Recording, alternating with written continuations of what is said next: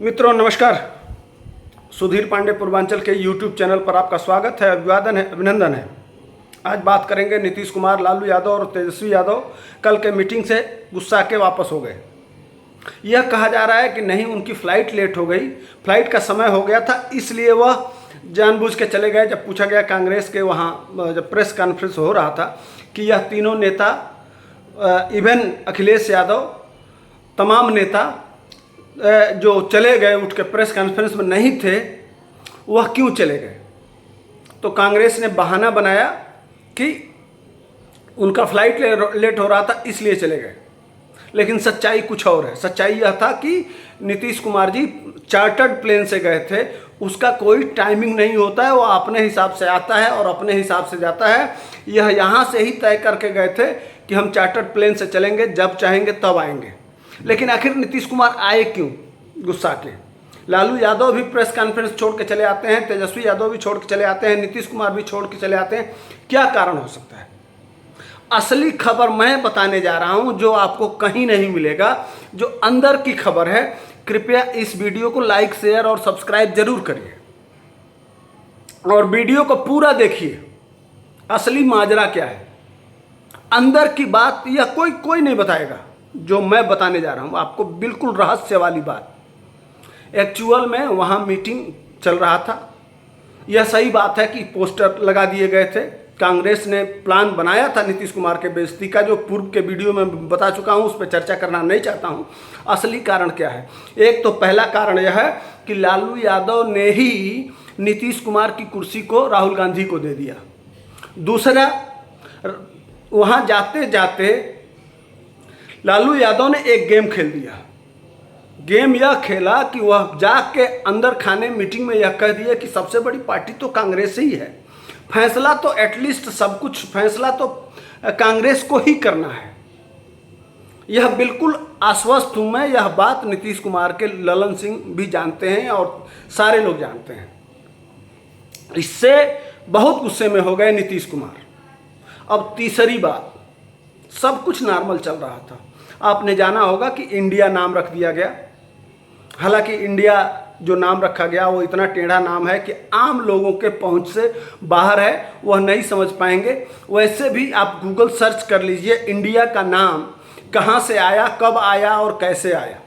यह अंग्रेजों की दिया हुआ नाम है। अंग्रेज ही इसको इंडिया एक तरह से चिढ़ाने के लिए बोलते थे, इसलिए कि उस समय के जो महाराजा थे, चार्ल्स प्रिंस के पिताजी या दादा कहें, जो वर्तमान में जो चार्ल्स प्रिंस हैं, उनके जो वंशज थे, उनका एक कुतिया या बिल्ली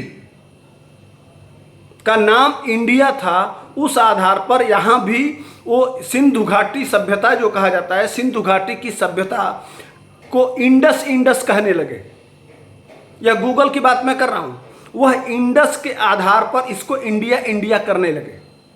यह दोनों उस कुत्ते बिल्ली का नाम, और इसी आधार पर पहली बार जब अंग्रेज इस देश में आए तो वह कहने लगे ईस्ट इंडिया कंपनी। इंडिया नाम ही अंग्रेजों की दी हुई है, तो शायद अंग्रेजों की नाजायज औलाद है, उनको इंडिया ज़्यादा पसंद है। क्या मैं पूछना चाहता हूँ, कांग्रेस, जेडीयू या जितने ये 23, 24, 25, 26 जितने भी दल हैं, अभी कितना बढ़ेंगे कितना घटेंगे वो आने वाले समय के गर्त में मिलेगा। लेकिन क्या इस देश में अब आने वाले विपक्षी पार्टियां या कहेंगी इंडिया माता की जय? नहीं कहा जा सकता। हम भारतीय हैं और भारत हमारी पहचान है। हम भारत माता की जय कहते हैं, हमारे संस्कारों में यही है। हालांकि इंडिया शब्द अंग्रेजों की देन है, तो अंग्रेज तो हम हैं नहीं। अंग्रेजों ने क्या किया यह पूरा देश जानता है। आज तक शायद कांग्रेस से अंग्रेजों के उस कल्चर से, सभ्यता से बहुत प्रेम है, इसीलिए आज तक इंडिया गेट पर, उसका भी नाम इंडिया गेट इसीलिए रखा गया था। और वहाँ पे जॉर्ज पंचम का फोटो लगा था, उस फोटो को हटा के अब सुभाष चंद्र बोस का फोटो लगवा दिया गया है। और पहले राजपथ हुआ था, यानी कि राजाओं का पथ। यहाँ जो रहते हैं वो राजा हैं, लेकिन नरेंद्र भाई मोदी ने जो भारतीय सभ्यता और संस्कृति है उसका नाम बदल के अब कर्तव्य पथ रख दिया। तो अब लड़ाई भारत वर्सेज इंडिया, एक तरफ भारत जो भारत बनाने के लिए तैयार हैं, इसीलिए भारत के जो पुराना संसद था वह अंग्रेजों की बनाई हुई थी। अब वर्तमान में भारत का अपना संविधान अपना संसद हो गया है। अभी अभी बहुत कुछ देखने को मिलेगा आने वाले दिनों में। कल परसों में संसद का शुरू होने जा रहा है। जो जेडीयू कही थी कि हम संसद में नहीं जाएंगे, हमारे लिए वो किन किन शब्दों से नवाजा था ये कहने की ज़रूरत नहीं है। खैर वो मेरा विषय नहीं है। आते हैं मूल विषय पर। मूल विषय यह है कि बेंगलुरु के मीटिंग में जो चर्चा चल रहा था, नाम के बाद यह चर्चा चला था कि 11 लोगों की एक कमेटी बनाई जाएगी और वह कमेटी किन राज्य में कितनी सीटें किसको मिलेंगी, हम भारतीय जनता पार्टी से लड़ने के लिए कौन सी स्ट्रेटजी बनाएंगे, इस जो विपक्षी गठबंधन है इसका संयोजक कौन बनेगा, आने वाले दिनों में इसका प्रधानमंत्री का प्रत्याशी कौन होगा, यह सब वह 11 लोग मिल के करेंगे। उन 11 लोगों का चयन का आधार क्या होगा, यह मूल प्रॉब्लम है। वह 11 लोग कहाँ से चुने जाएंगे, यह असली कारण है जिसके वजह से आज ये तीनों लोग वहाँ से फूफा बन के वापस आ गए। बारात में जानते हैं ना, फूफा लोगों का तमाम मजाक उड़ाया जाता है।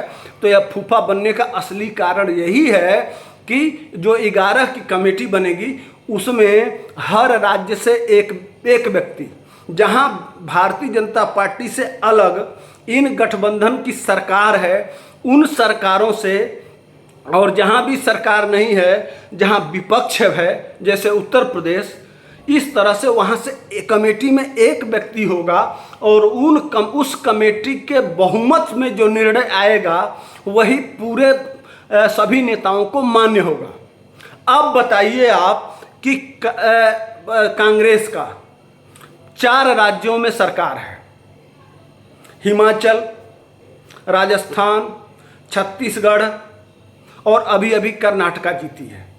इस आधार पर अब बिहार से एक व्यक्ति होगा, कांग्रेस के 4 होंगे, इस तरह से जोड़िए, और पश्चिम बंगाल से भी एक व्यक्ति होगा। तो कमेटी किसकी बड़ी होगी, जीत किसकी होगी, कौन जो चाहेगा वो करवा लेगा। अब इस आधार पर आपने जो आज कर्नाटका में बेंगलुरु में नीतीश कुमार की बेइज्जती देखा, उसका असली कारण यही था। बहुत सुनियोजित ढंग से कांग्रेस खेलते हुए यह रणनीति नीतीश कुमार को दूध की मक्खी के तरह से छांट के किनारे कर दिया कि न कमेटी में इनका बहुमत होगा और हम बिहार में जितना चाहेंगे उतना सीट रखेंगे, हम जितना पश्चिम बंगाल में चाहेंगे जितना सीट रखेंगे, केरल में हम चाहेंगे जितना सीट रखेंगे।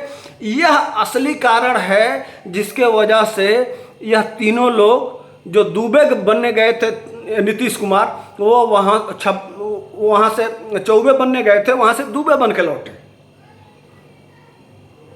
ये असली कारण है, जड़ की बात यह है, असली रीजन यही है कि अब सब कुछ जिस आधार पे, हालांकि नीतीश कुमार ने ही सब कुछ गठित किया था, अपना समय निकाल के, और कहाँ कहाँ गए थे।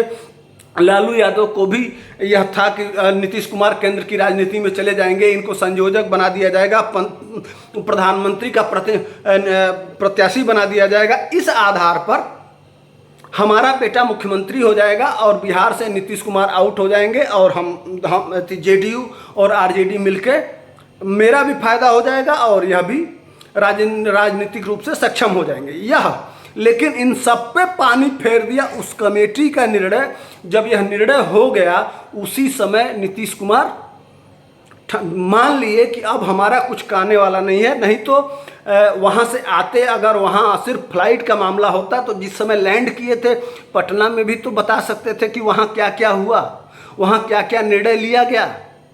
इसीलिए यहाँ भी सीधे आते हैं और सीधे अपने आवास को चले जाते हैं, प्रेस के तरफ चेहरा भी नहीं करते हैं।